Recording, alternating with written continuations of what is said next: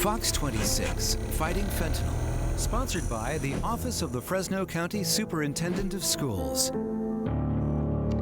Fox 26 News brings you continuing coverage of the dangers of fentanyl as we partner with the Fresno County Superintendent of Schools to highlight the joint effort between schools, law enforcement, and the County of Fresno to educate communities on this deadly drug.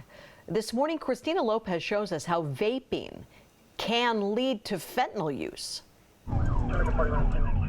It is a scene that has become all too familiar for police, an overdose death from fentanyl. Over the past 2.5 years since our team has formed, we've been out on 150 fentanyl overdoses and 90 deaths. Fresno Detective Dean Cardinelli says when responding to these calls, he's seeing a common factor. And fortunately, what we're seeing is the kids are starting with marijuana.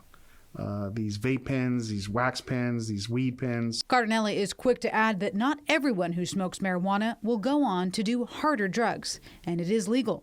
But he says when it comes to teens and the drugs they are using, it is different. Back in the days, when people were smoking marijuana, pot, we were 3, 4, 5, 6% THC. Now, with this wax and the high levels of THC, we're looking at 30, 60, 70% THC. And now we're looking at kids 14, 15, 16 ingesting this stuff. It's information the detective works hard to spread to kids and their parents. And I want you guys to remember this.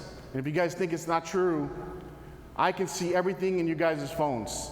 Cardinelli spends a lot of time visiting schools, delivering a tough message about drugs. Then what happens, guys, is the THC levels are so high in the wax pens and the marijuana today that it causes anxiety in you guys. He says kids looking to treat their anxiety may turn to Xanny bars and M30 pills containing fentanyl. Parents need to be aware. It's not okay for your kids to smoke marijuana at the house. It's not okay for them to use wax pens or vape pens because of the high levels of THC and that it could possibly lead to other harder drugs. Law officers know it's an uphill battle talking about marijuana because it is legal and accepted. It's not okay on school campuses. It's not okay on high school campuses.